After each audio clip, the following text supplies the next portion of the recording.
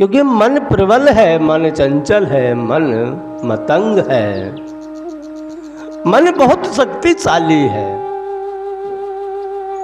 आपसे ना करवाने काम करवा लेता है, उसको मन कहते हैं। इसके ऊपर मुझे एक ऐसा वाक्य याद आता है, ऐसी एक कथा याद आती है कि किसी सज्जन ने किसी महापुरुष से पूछा कि बाबा, अब मेरा एक प्रश्न ऐसा है कि जिसके कारण मैं बहुत व्याकुल रहता हूं।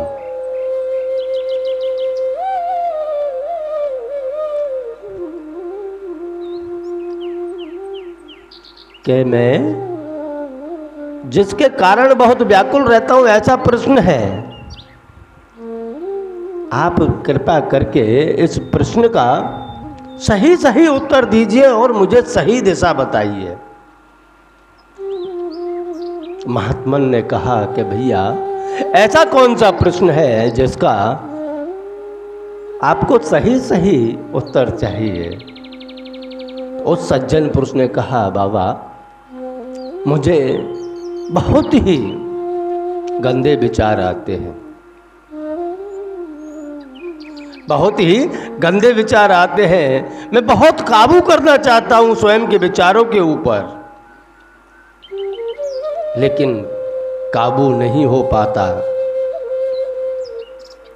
जितना छोड़ना चाहता हूं उतने ही ज्यादा विचार आते हैं, खराब विचार आते हैं। इनसे कैसे बचा जाए?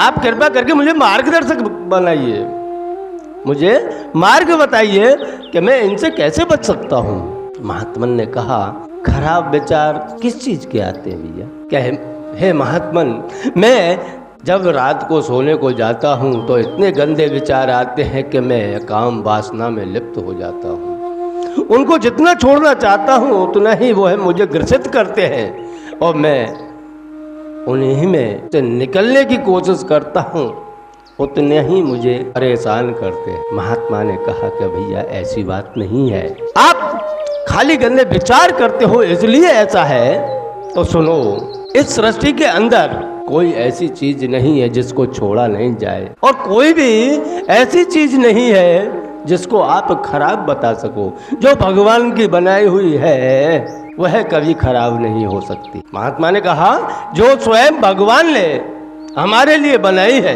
वह खराब नहीं हो सकती। आप कैसे खराब मान सकते हो? यह संसार के लिए तो जरूरी है।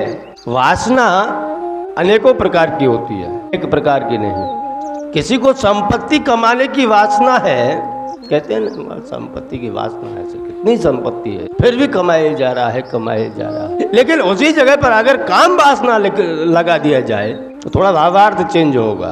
तब महात्मन ने कहा कि भैया, अगर काम इतना बुरा ही होता तो भगवान उसे बनाता ही नहीं। मनुष्य है, स्वयं के स्वार्थ ने अधीन हो करके उसका दुरुपयोग करता है। नहीं तो वही काम वासना पशु पक्षियों में भी दी गई है। क्यों दी गई है?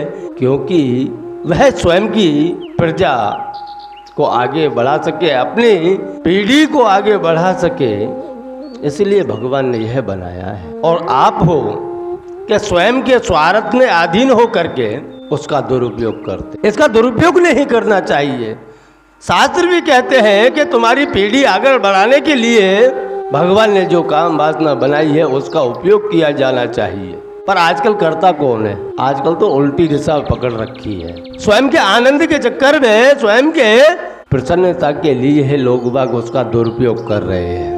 नहीं तो भगवान ने कहा था, शास्त्र के अंदर कहा था कि मनुष्य को 12 वर्ष में एक बार काम कर विलास भोग करना चाहिए। लेकिन आजकल तो उल्टी दिशा बह रही है। कहते हैं ना कि मनुष्य बहुत स्वार्थी है, स्वयं के स्वार्थ में अधीन होकर के वह दिन रात पाप करता है। अगर प्रजा को आगे नहीं बढ़ाना, अपनी पीढ़ी को आगे नहीं बढ़ाना, तो पशु पक्षियों में तो ही देख सकते हो। क्या उसको कोई गलत नजर से देखता है? नहीं देखता न। कारण उनको भगवान ने खाली इतना ही बताया है, वह स्वयं के स्वार्थ के अधीन होकर के नहीं, बल्कि अपनी पीढ़ी दर पीढ़ी को आगे बढ़ाने के लिए इसका उपयोग करते हैं। और हम लोग तो खाली नर्क में जाने के लिए इसका उपयोग करते हैं। कारण इतना ही है, जैसा संग वैसा रंग, कहावत है एक। आप जैसा संग करोगे ऐसा ही आपको आपके जीवन में प्राप्त होगा। अगर आप अच्छा संग करोगे तो अच्छा ही जीवन में प्राप्त होगा, अगर बुरा संग प्राप्त करोगे तो बुरा ही संग प्राप्त होगा। जीवन भी बच्चे आपका ऐसा ही बनता चला जाएगा, क्योंकि कर्म है वह कभी किसी को छोड़ता नहीं, कर्म किसी को छोड़ता नहीं है। अब मन के ऊपर कैसे नियंत्रण किया जाए, बात यहाँ आती है। उस भाई ने कहा कि बाबूजी ये बात सही है, पर मैं नियंत्रण कैसे करूं, इस मन के ऊपर नियंत्रण कैसे करूं, ये तो मुझे बताओ।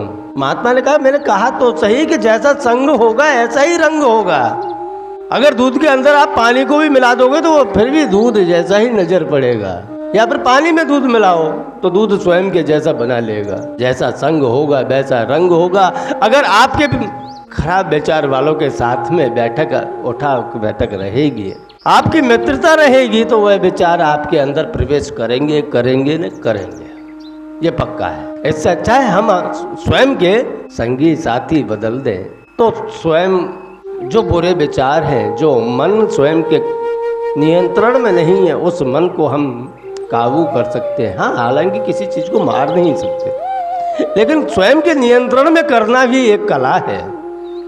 इस संसार सागर में जितने जीव रहते हैं सबको यह करना भी चाहिए, क्योंकि मन ही है वह, या तो आप उसको नियंत्रण करके सीधे मार्ग पर लेकर के जा सकते हो, अथवा तो उसको नियंत्रण बगैर अगर छोड़ दोगे तो वह आपको गलत जगह पर लेकर चला जाएगा। जैसे किसी रथ का घोड़ा हो और उस घोड़े को अगर आपके हाथ में वागडोर हो, लगाम आपके हाथ में हो, तो आप जिधर को लेकर के जाएंगे उधर को ही वह घोड़ा उस रथ को लेकर के जाएगा।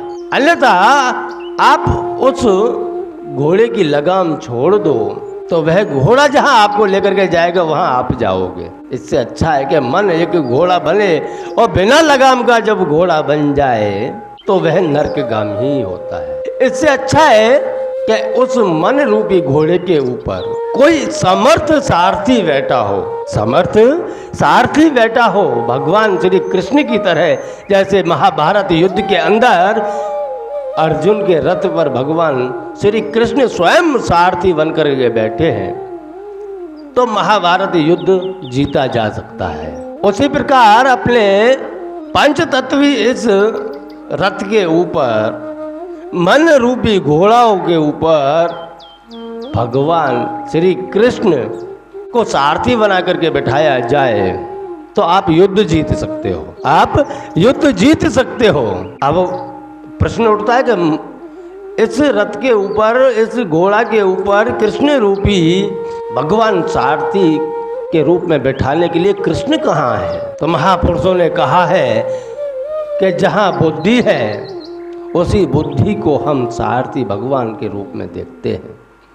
मन के ऊपर हम नियंत्रण कैसे कर सकते हैं कि आपकी बुद्धि हो तो आप अच्छी जगह पर बैठ करके उन विचारों को त्याग सकते हो। कृष्ण रूपी बुद्धि को सारथी बनाया जाए तो मन रूपी घोड़ाओं के ऊपर विजय प्राप्त की जा सकती है। आप कर सकते हो ये पक्का, और करना भी चाहिए, इसे करना भी चाहिए। हम नहीं बहुत सी बात कहते हैं, बुद्धि कहाँ है? बिरकोटी विलास में हम तिलक करते हैं तो किसकी करते हैं भाई? तिलक को हाथ पे भी तो किया जा सकता है, कहीं और भी तो किया जा सकता था। फिर हमारे शास्त्र क्यों कहते हैं कि ललाट पर ही तिलक करो? हमारे शास्त्र इसीलिए कहते हैं कि बुद्धि है वहाँ हम बुद्धि की पूजा करते हैं। अगर किसी शास्त्र में या फिर किसी महापुरुष कहता है कि आप ध्यान लगाओ तो ध्यान कहाँ लगाने के लिए बोलेगा? बिरकोटी विलास के बीचों बीच में। कारण के यहाँ बुद्धि है, हम उसी का ध्यान धरते हैं। जब वह जागृत होती है तब आप मन रूपी घोड़ा के ऊपर नियंत्रण कर सकते हैं और खराब विचारों से बच सकते हैं।